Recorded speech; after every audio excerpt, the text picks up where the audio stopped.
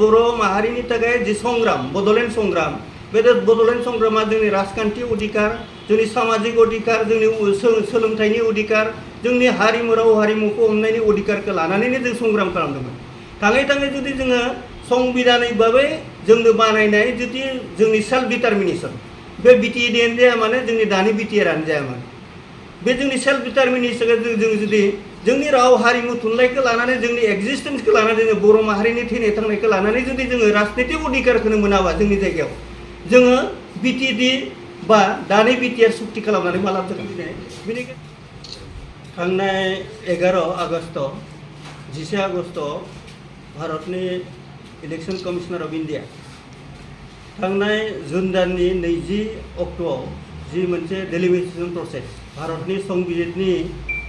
81(2) बिनि आधाराव लोकसभा दानायनि लोकसभा समष्टिखौ दाफिननायनि आरो 170(2) भारतनि संबिधाननि अनुच्छेद बायदि भारताव आसामनि लोकसभा आरो विधानसभा समष्टिखौ दाफिननायनि थाखाय मोनसे डेलिमिटेशन कमिशन फज'नाय जादोंमोन इलेक्शन कमिशनार अफ इन्डियानि गेजेरजों 20 तारिखआव जुन दाननि 20 तारिखआव बिथांमोना मोनसे ड्राफ्ट प्रप'जाल प्रसार खालामबाय फोसावबाय आरो बेखौ लानानै जुन दाननि 20 जुननिफ्राय जागायनानै जोंनि बर' माहारिनि गुबुन गुबुन दल संगठनफ्रा राजनीतिक दोलोफ्रा बे इलेक्शन कमिशनार अफ इन्डियानि लोकसभा आरो विधानसभा दाफिननायनि जि मोनसे ड्राफ्ट प्रप'जाल बिनि सायाव गोबां अजद दैखांनानै बिनि सायाव जोङो धरना लाबाय आन्दोलन खालामबाय प्रटेस्ट खालामनायनि उनाव थांनाय जुलाइ दाननि 19 अक्ट' भारतनि इलेक्शन कमिशनार अफ इन्डिया गावसिनि ड्राफ्ट प्रप'जालनि सायाव मोनसे हियारिं लादोंमोन गुवाहाटीआव आरो हियारिं बायदियै जोङो जोंनि मोनथायखौ नागिरनानै इलेक्शन कमिशनार अफ इन्डियानि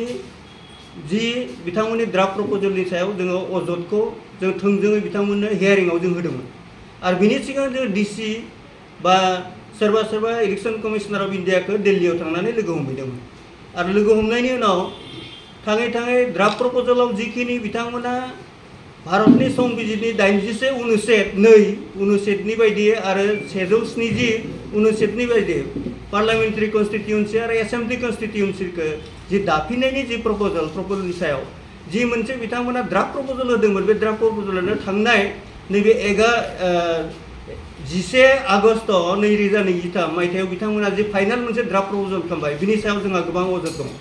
आरो बेखौ लानानै जोङो अदालगुरि डिस्ट्रिक्ट हिसाबै बा जोङो दुलाराय बर' फरायसा आफादनि नेतृत्वआव दैदेननायाव आरो बर' थुनलाइ आफादनि दैदेननायाव थांनाय 24 जुन अक्ट'आव जों अदालगुरियाव मोनसे जोङो क'अर्डिनेशन कमिटि दादोंमोन गुबुन आफादखौ लानानै बर' थुनलाइ आफाद दुलाराय बर' फरायसा आफाद बर' आइजो अनसाय आफाद जोंनि हारिमु आफाद जोंनि Barman Kachari student union Rabha student union Hajong student union आरो गुबुन दोलोखौ लानानै जोङो जयै मोनसे जौथु भाबै मोनसे जोङो आफाद दादोंमोन जायखौ बुंदों अदालगुरि ओटस्पेसि डिमान्ड कमिटि क'अर्डिनेशन कमिटि आरो बे क'अर्डिनेशन कमिटिया जोङो खामानि मावनानै जोङो आसा खालामदोंमोन भारतनि इलेक्शन कमिशनार अफ इन्डियानि खाथियाव जे जोंनि दाबिफोरखौ जोंनि दाबिया थोंजोंमोन बेयाव खुनु गोनो गोथो गैया भारतनि संबिजितनि आन्दाराव 244 244A नि आन्दाराव भारत संबिजितनि आन्दाराव 6 शेड्युल दाना होनाय जादों 2023 10 फेब्रुवारियाव बिटिसि एकर्ड खालामदों बेखौनो बेस खालामनानै 2020 नि 27 जानुवारियाव बिटिआर एकर्ड खालामदों आरो बेवहाय रोखा लिरनाय दङ बेयाव खुनु गोनो गोथो गैया जे बिनि आन्दाराव थानाय जिखिनि एसेम्बलि सेगमेन्ट आरो एमपि सेगमेन्ट बे सेगमेन्टफ्रा उइदिन द बिटिआर उइदिन द बिटिसि बाउन्डारिनि सिङाव जानांगौ आरो बेखौ लानानै जोङो भारतनि संबिजितनि आधारखौ लानानैनो 331C आरो 332 4, 5, 6 जि क्लजफोर दङ भारतनि संबिजितनि टटेल जों नायनानै नुबाय कमप्लिटलि बानायनो हानाय मोनसे प्रभिजन दङ आरो बेखौ लानानैनो जोङो रिप्रेजेन्ट खालामदोंमोन गुवाहाटीयाव जेला हियारिं खालामो आरो हियारिंनि बेसिसाव जोङो आसा खालामदोंमोन निर्वाचन आयोगनि खाथियाव जाहाथे जोंनि आपातत गोबां संग्रामनि उनाव जों मोनसे जे बिटिसि बा बिटिआर मोनबाय बिनि गेजेरजों जोंनि राजखान्थि जोंनि थामोनथा जोंनि रांखान्थि जोंनि राजखान्थि अधिकार, जोंनि सोलोंथाइनि अधिकार, जोंनि सामाजिक अधिकार, जोंनि राव थुनलाइ हारिमुखौ हमथानो थाखाय जिहेतु बिटिएडि बानायनाय जाबाय, बिटिआर बानायनाय जाबाय, बिनि गेजेरजोंनो संबिधाननि मोनसे रक्षणाबेक्षण मोनगोन होननानै जों आसा खालामदोंमोन। खिन्थु थाङै थाङै दाखालि 11 आगस्ट 11 आगस्टआव जि मोनसे फाइनाल ड्राफ्ट फैबाय, थांनाय 20 जुनाव जि ड्राफ्ट प्रप'जलखौ होदोंमोन, बे ड्राफ्ट प्रप'जलनो आल्टिमेटलि बिनो फाइनाल जानानै फैबाय, खुनु मोनसे सेन्स गैया। दा बेनिखायनो जोङो नैबे दाखालि 11 आगस्टआव 11 आगस्टआव जि मोनसे फाइनाल ड्राफ्ट फैबाय, बिनि सायाव जोङो सेटिसफेक्सन जाया। जोङो कमप्लिटलि बे ड्राफ्टखौ जोङो रिजेक्ट खालामो आरो बिनि थाखाय जोङो फैबाय थानाय समाव माबाफोर मावनो गोनां जुदि जोङो सांबिधानिक मावनो गोनां दंबा जों बेखौ मावनो थाखाय प्रस्तुत जानानै दङ। मोनसे बाथ्राखौ जों उल्लेख खालामनांगोन, जोंनि बर' माहारिनि थाखाय जि संग्राम, बड'लेण्ड संग्राम, बे बड'लेण्ड संग्रामा जोंनि राजखान्थि अधिकार, जोंनि सामाजिक अधिकार, जोंनि सोलोंथाइनि अधिकार, जोंनि हारिमु राव हारिमुखौ हमनायनि अधिकारखौ लानानैनो जों संग्राम खालामदोंमोन। थाङै थाङै जुदि जोङो संबिधानिकभाबै जोंनो बानायनाय जुदि जोंनि सेल्फ डिटारमिनेसन, बे बिटिएडिआनो जाया मानो, जोंनि दानि बिटिआरानो जाया मानो, बे जोंनि सेल्फ डिटारमिनेसनखौ जों जुदि जोंनि राव हारिमु थुनलाइखौ लानानै, जोंनि एक्जिस्टेन्सखौ लानानै, जोङो बर' माहारिनि थैनाय थांनायखौ लानानै जुदि जोङो राजनितिक अधिकारखौनो मोनाबा जोंनि जायगायाव, जोङो बिटिएडि बा दानि बिटिआर सुक्ति खालामनानै मा लाब जागोन? बेनिखायनो आल्टिमेटलि जों बर'फोरखौ नैबे डेलिमिटेसन प्रसेसा मोनसे जिनिसाव सोनानै हरदों जे आल्टिमेटलि जों आरोबाव हयथ' मोनसे समाव जोंनि राजखान्थि अधिकारखौ लानानै हयथ' संग्राम खालामफिननो थाखाय जों बहाबा नङा बबेथि लाइन जोङो नारनानै हरगासिनो दं। नोंसोर बेयाव दा थासै आरो नोंसोर गोदान संग्राम खालामदो, सेपारेट स्टेट बड'लेण्डनि थाखाय गोदान संग्राम खालामदो, बे बाथ्राखौ जोङो नारनो हरगासिनो दं। दा बेनिखायनो जोङो नैबे डेलिमिटेसन प्रसेसनि जि बुंदों, जे बिथांमोनहा बुंदों, बारे बारे बुंबाय थादों 2026आव रिडेलिमिटेसन जाफिनगोन एसेम्बलि सेगमेन्ट आरो लकसभा सेगमेन्टआ। खिन्थु थाङै थाङै जोङो नुबाय 2001 सनाव जानो गोनां डेलिमिटेसना 1976नि उनाव फैयै फैयै 2000 दा बेसेबां जाखो? 2023 जाबाय। 2023 जाबाय। खै बोसोर जाखो? 2001निफ्राय मथा मथि 21-22 बोसोर जाबाय ना, जे 2026आवनो जाथारगोन बहा लिरनाय दं। गतिके जों बे फैबाय थानाय 20-25 बोसोरखौ बेबायदिनो गारबावनांसिगोन नामा जों? दा बेनिखायनो जों नुदों जोङो खुनु सेफगार्ड गैया। बेराफारसेथिं जोङो बे डेलिमिटेसन प्रसेसआव जों मोनसे डिमान्डखौ खालामदोंमोन जे जोंनि एसेम्बलि सेगमेन्टफ्रा बिटिआर बाउन्डारिनि सिङाव जानांगौ। एसे एनै जाबाय, माखासे एरियाखौ गोदान सोना हरबाय। एमपि सिटफोरखौ जों बुंदोंमोन जाहैबाय उइदिन दा बिटिआर बाउन्डारिनि सिङाव जानांगौ। आरो बे जोंनि बाथ्रा, आं बाथ्रा बुंनाय नङा, बे बाथ्राया जाहैबाय भारतनि संबिजितनि 19 सोना होदों। दा बेखौनो जोंनि कुइसना बेनो जे भारतनि इलेक्शन कमिशनार अफ इन्डिया मोनसे कन्स्टिट्यूशनल बडी, डेट इज एकेबारे legitimately it is a constitutional body, election commissioner of India. The election commissioner of India constitutional प्रोविजनखौ लानानै रिडेलिमिटेसन खालामदों। How can election commissioner of India can violate the Indian constitutional provision? That is the main question. बोरै भायलेसन खालामनो हायो? माबोरै भायलेसन खालामनो हायो? कन्स्टिट्यूशनलनि बडीनि मोनसे लेजिटिमेट थानाय मोनसे कन्स्टिट्यूशनल बडी, बे अट'नमी, बियो जेरै गोसो बिदि खालामनो हायो। बेनिखायनो जों सानदों जे मोनसे लेजिटिमेसि थानाय constitutional body election commissioner of India बायदि आफादा इलेक्शन कमिशनार इन्डियान कन्स्टिट्यूशननि जि प्रभिजनफोर दङ, जाय प्रभिजनफोरनि आन्दाराव जोंनो बिटिएडि दाना होदों, बिटिआर दाना होदों, बोरै बे बडिया बोरै इन्डियान कन्स्टिट्यूशननि प्रभिजनखौ भायलेसन खालामनो हायो? It is our question. दा गतिके बेखौ लानानै जोङो फार्दार एसिभ खालामनांगोन, जोङो रायलायनांगोन।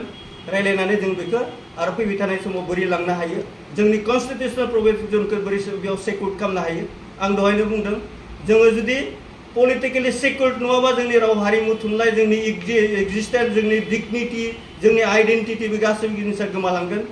जोङो बेयाव जोंनि हा हुखौबो हमथानो हानाय नङा, जोंनि राव हारिमु थुनलाइखौबो हमथानो हानाय नङा, जेखौबो हमथानो हानाय नङा। मानो होनना बुङोबा बेयाव कन्स्टिट्यूशनल प्रभिजनखौ लानानै जोङो बेखौ लानानै संग्राम खालामदोंमोन। आरो बेखौनो जुदि बारे बारे भायलेसन जाबाय थायोबा जोंहा फुल कन्फिडेन्स दङ इन्डियान पार्लियामेन्टारि डेम'क्रेसिनि सायाव, इन्डियान कन्स्टिट्यूशननि सायाव, इन्डियान पार्लियामेन्टारि डेम'क्रेसिनि सायाव। जुदि बेयाव थानाय सिटिजेना जुदि कन्स्टिट्यूशनल प्रभिजनखौ लानानै जों जुदि if we are here feeling insecure in this area, होमबाथ' जोङो भारतनि जि संसदीय गणतन्त्र पार्लियामेन्टारि डेम'क्रेसि, बिनि सायावबो जों कन्फिडेन्ट थाहैनाय नङा। होमबा जोंखौ सिक्योर्ड खालामाखै। दा बेनिखायनो फार्दार जोङो जुदि माबा मोनसे मावनांगौ जायोबा जों रायलायनानै बेखौ थिग खालामनाय जागोन बेखौनो बे जोंनि खुद्रिनाय जोंनि रिएक्सनखौ जों होनो थाखायनो दिनै बेहाय जोङो थांनाय 11 आगस्टआव इलेक्सन कमिशनारनि जे मोनसे रिडिलिमिटेशननि फाइनाल ड्राफ्ट बे ड्राफ्टनि सायाव जों अजद होनोनो दिनै बे माबा नोंथांमोनखौ लिंनानै जों नोंथांमोननि गेजेरजों रायजो राजानो बे बाथ्राखौ मिथिहोनो नागिरदों जों नुबाय डेफिनेटलि बेवहाय मोनसे जिनिसा फैगोन जे बेवहाय कन्स्टिट्यूशनल बडी आं दहाय बुंदों इलेक्शन कमिशनार बडिया मोनसे कन्स्टिट्यूशनल बडीखा बिनि सायाव चेलेन्ज खालामनांगौआथ' कन्स्टिट्यूशनल जागोन बेराफारसेथिं बेयावदि जिखिनि प्रभिजनफोर दङ बे प्रभिजनफ्रा जे भायलेसन जागोन आं दहाय बुंदों 81 आर्टिकल 2 बिनि आन्डाराव एमपिसि दा डिलिमिटेशन जादों 172 बिनि आन्डाराव एसेम्बली सेगमेन्टआ डिलिमिटेशन जादों इट इज डाइरेक्ट भायलेसन बेयाव जिखिनि प्रभिजन होदों बेयाव बे मथेथ' बिसोर फल' आप खालामाखै they are not following up about the provision of the Indian constitution on the other hand 244 article a बिनि आन्डाराव 6 शेड्यूल बानायनाय जाबाय 6 schedule violation 331C totally violation 234, 5, 6 provision totally violation ते गतिके कन्स्टिट्यूशनल भायलेसनखौ लानानै जों मा खालामनो हायो लिगेल साइडआव बे बाथ्राखौ जों सानबाय थानाय जायगा बेखौ रायलायदों आरो रायलायनायनि गेजेरजों जुदि माबा मोनसे खालामनांगौ जायोबा इलेक्शन कमिशनार अफ इन्डियानि एगेन्स्टआव जोङो बे प्रभिजनफोरखौ लानानै इन्डियान कन्स्टिट्यूशननि जि प्रभिजन आर्टिकलनि प्रभिजन बेखौ लानानै हयथ' जायखिजाया बे नोंथांमोननि गेजेरजोंनो जों मोनसे बाथ्राखौ मिथिहोनो लुबैदों जे फाइनाल ड्राफ्टआव जि फैदों सिगाङाव बुंदोंमोन 2008आव जेला ड्राफ्ट प्रपोजल फैदोंमोन 2008 ड्राफ्ट प्रपोजलाव Udalguri SPC comprising the remaining part of the BTAD LSC थांनाय दाख्लै फैबाय जे 2022 नि माबायाव फैबाय दरं फैलायबाय दरंनि उनाव जेला जोङो आन्दोलन खालामो आन्दोलननि गेजेरजों मोनसे बाथ्राखौ खोनाबाय आसाम सरकारा केबिनेट डिसिसन लादों माने भैरबकुन्द समस्ति थैथे दाखालिनि फाइनाल ड्राफ्ट 11 आगस्ट 2023 बेयाव जों नुलायबाय जे दरं उदालगुरि बे मोनसे सावा खेला जिखिनि सावा खेला जाबाय थादों बे सावा खेलाखौ जों मानिया जोंनि डिमान्डआ जाहैबाय नमेनक्लेचारजों नङा जों उदालगुरिखौथ' नांखागौआनो कारन उदालगुरिया बिटिएडिनि सिङाव थानाय मोनसे रिजन बेखौ लानानै आरो कन्स्टिट्यूशनल प्रभिजनआ बुंदों बेयाव पपुलेशन पेटार्नआ मिलायोबा मोननै लोकसभा समष्टि जानो हायो क'क्राझारखौ बानायबाय बानायखांनायनि उनाव जिखिनि रिमेनिं पार्ट दङ बे रिमेनिं पार्टखौ लानानै जोंनो उदालगुरि नामनि मोनसे लोकसभा समष्टि जानांगौ बेनि जोंनि मोनसे स्टेन्डिं डिमान्ड किन्तु थाङै थाङै बिथांमोना जोंखौ माबा खालामनो थाखाय मा होनना बुङो गथ' गोरलै थगायनाय बायदि दैयाव सानस्रिनाय खेला गेलेनाय बायदि हाइड एन्ड सिक खालामनाय बायदि बिथांमोना जोंनो दरं आरो उदालगुरि नाम होनानै होबाय नामजों जोंहा गिदिर खोथा नङा जोंनो हायोबा उदालगुरिखौ हो आरो हायाबा जोंनो नाङा किन्तु जोंनि डिमान्डआ जाहैबाय जोङो माबायाव बिटिआरनि सिङाव मोननै लोकसभा नांगौ आरो बे जोंनि स्टेन्ड डिमान्ड आरो दिनैसिमबो जों बेयावनो दंबाय थायो बेखौ लानानै जोङो नैबे दरं आरो उदालगुरि नामनि जि मोनसे स्पेसि जोङो गोदानै एमपि सिट बानायनो हादों बेखौ जों टटेलि रिजेक्ट खालामो बेखौ जों मानिया आरो कुनु बेला जों बेखौ जोङो गनायनो हाया दा बेनिखायनो जोंनि अजदआ बेखिनियानो बिसायख'थिया एबा जितु फाइनाल ड्राफ्टखौ होबा नोंसोरनि माबाफोर सानदों फिथाइआथ' देख जोंनि रायजो राजायाथ' मोजां मोनखायाखै कारन कन्स्टिट्यूशन मोनसे बडि एकेबारे लिगेल साइडआव नायोबा माबाया इलेक्शन कमिशनार अफ इन्डिया मोनसे कन्स्टिट्यूशनल बडि जेरै मोनसे इउनिभार्सिटिखौ सालायनो थाखाय मोनसे सासे बिसिथि बेयावबो चिफ इलेक्शन कमिशनार दङ बिनि आन्दाराव मोनसे अट'नमि बडि दङ दा अट'नमि बडियाव मोनसे जिनिसखौ जों नुदों नोजोर होदों सिङाव सायाव फकास खालाम जायाखै किन्तु मोनसे जिनिसा रोखा जे इलेक्शन कमिशनार अफ इन्डिया जुदि गावसोरनि माबा बायदि अथरिटि बायदि जुदि बिसोर इन्डिपेन्डेन्टलि खामानि मावनो हायोमोनबा बे जाफुंगोन जोंनि डिमान्डआ जाफुंगोन बेयाव बहाबा नङा बहाबा राजनितिक षड्यन्त्र दङ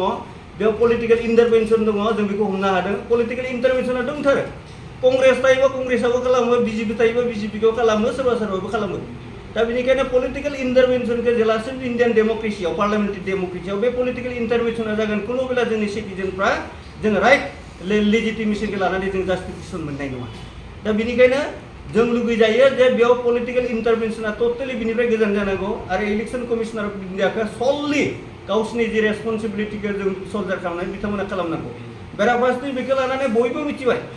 जे बेयाव बहाबा नङा बहाबा राजनितिक षड्यन्त्र दं आरो सोर खालामदों बेखौ रायजो राजाया जोङो मिथियो दाथ' जाम्बा जाम्बि नङा रायजो राजाया मिथियो दा बेनिखायनो फैबाय थानाय इलेक्सनाव हयथ' जायफ्रा खालामदों बिसोरनो रायजो राजा भट होनांगौआ एसे कठिनानो जागोन थारमाने बे एकदम रोखा जानानै दं एखेबारे रोखा दाथ' रुलिं क्लिकआ आसामाव सोरबा सोरबा जानानै दङ दिल्लीयाव सोरबा जानानै दङ माबा पार्लामेन्टाराव जोंनि आसामिसजोंबो बेलेग बेलेग गुबुन राजनितिक दोलोफ्रा जानानै दङ हयथ' बिसोरनि सायावनो रायजो राजाफोरनि फेदाबा दङ